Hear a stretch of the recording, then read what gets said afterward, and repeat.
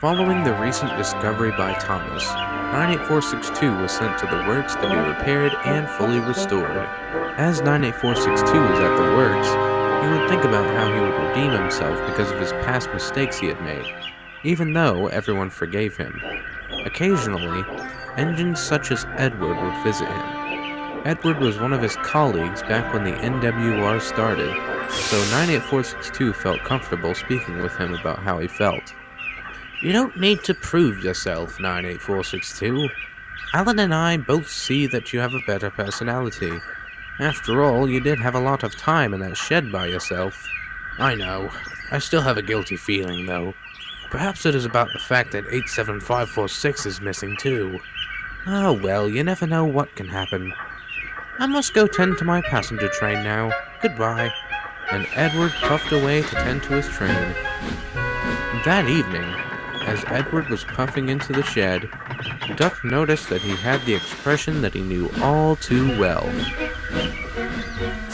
Edward, you look like you have something on your mind. Mind if you tell us about it? Oh, certainly. It is about 98462. He said he wants to redeem himself even though we've all forgave him. Then he went on about how sorry he was and how bad he feels about 87546. We need to find him soon or he will stress about it for ages. I could always look in that old shed, chortled Thomas. Not now, Thomas. Oh, sorry, Edward. So, what will we do? Go on a search party again? That could work, but we should search through different locations than last time. That seems reasonable. How about we search tomorrow after we've done our jobs? This seems exactly like the situation with 98462, huh? Indeed it does. The next day, 98462 was getting his worn parts mended. He could hardly wait for the engines to see him as good as new. He had overheard the engine's conversation last night and was eager to help with the search party.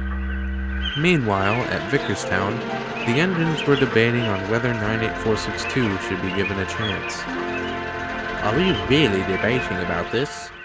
We know that when he gets his new coat of paint, he will be just like he was before, right, Colin? I don't know. Lily has a good point.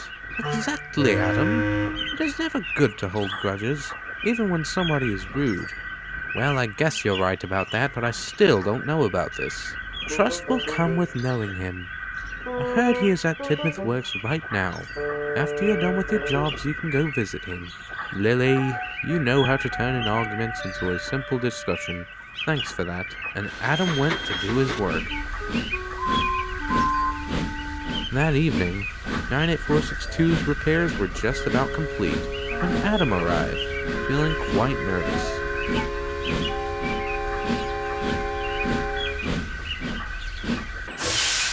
Adam? Hey, long time no see, little Adam. Don't call me that. Calm down, I was only joking. Huh? You never usually say that.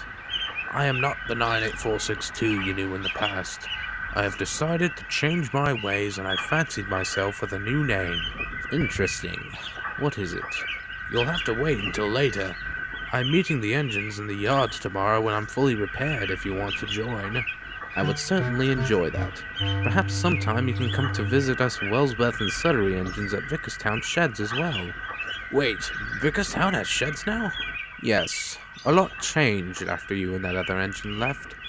Wait, where is that other engine anyway? I don't know. I've been pondering about the subject of him ever since I was found. The others have been planning a search party. I could always join that if my driver says it's okay. Since I'm giving you a second chance, I might as well give that second chance to him as well. Brilliant. I should be ready by tomorrow. I'll be there. The next morning, the job was complete. The Fat Controller soon arrived. I heard from some of the engines that you are thinking about starting a search party for your friend 87546. I will allow some engines to help you search for him, as long as it doesn't collide with their schedules. Thank you, sir. I do have a request.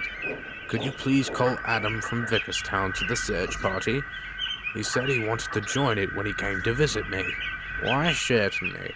I will call his driver to let him know. Later, everyone met at the yards, including Adam. They all waited for 98462 to arrive. when they heard an unfamiliar whistle. It was 98462, looking as good as new. Everyone cheered and whistled as he chuffed into the yards looking very smart. Hello, everyone. It is great to be back on the rails and working order again. I appreciate each and every one of you for saving me from rotting in that old shed. That being said, I have become a new engine. Therefore, I will no longer go by my number, as being called that reminds me of my old self. My name is now Reginald. Everyone cheered and celebrated as they welcomed Reginald to the Fat Controller's Railway. Once the celebration was over and everyone went to do their jobs, Reginald decided to visit another part of the island. He went to Crovan's Gate, where he saw some rather peculiar engines. Hello, small lot, he chortled. Small? I will tell you that Vulcan. I know his type. He's never seen an engine like us before. Reginald looked hurt, but Duke talked kindly to him. It is all right. I heard about you from Alan. You were very lucky to have Thomas save you. I am Duke, and this is Sir Handel. On our old railway, he used to be called Falcon. Oh, so you work together on another railway? Very fascinating. This is a very nice railway you have. I couldn't help but wonder who your railway is named after. That would be the oldest engine here, Skarloey. There he is now, Duke said as Skarloey came into the shed to see who the unfamiliar engine was. Why, hello. Who are you? A rude engine who calls us a small lot. No, he just doesn't know about us lot yet, which is fine. Well, nice to meet you. Reginald. I used to be called 98462, but I was a very different engine back then. So I've decided to turn a corner and started by giving myself a name. What a lovely name. I remember hearing about you in the old days. It is wonderful to meet you and see you've changed. Nice to meet you all as well. I must be off, though. I need to search for a friend of mine. What is his name? 87546. I think I know who you're talking about, actually. I heard he snuck off to a shed at Barrow, I think. You mean the other railway? Reginald shivered from the memory of being on the other railway with the diesels. Yes, but be careful. I will try. With that, Reginald puffed away, feeling nervous but determined. That night, the engines met up at Vickerstown for the search party. I'm starting to have deja vu from when we were searching for you, Reginald. Yeah, and then I noticed an old track going to your line, chortled Thomas. That is all great, but let's get to the point. We need to find him. Skarloey said that he heard that he sleeps at Barrow somewhere, so we need to go there, meaning we're going to be in diesel territory. All the engines agreed to help. Alan soon arrived with the breakdown train.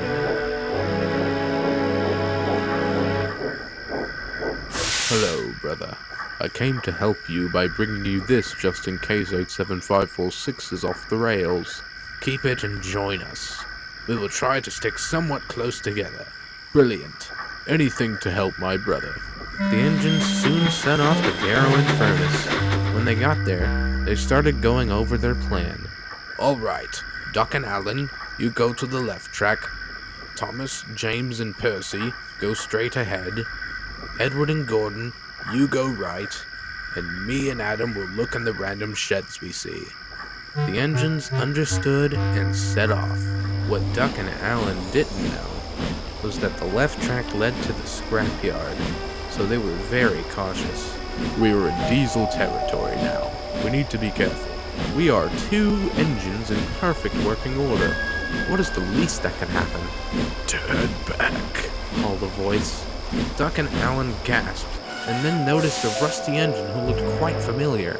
It was 87546. Oh my goodness, it's him, cried Duck. There is no time to waste. We need to get him back on the rails. The workmen in the coach quickly set up cranes and put 87546 back on the rails. What happens next? Well, that's for next time.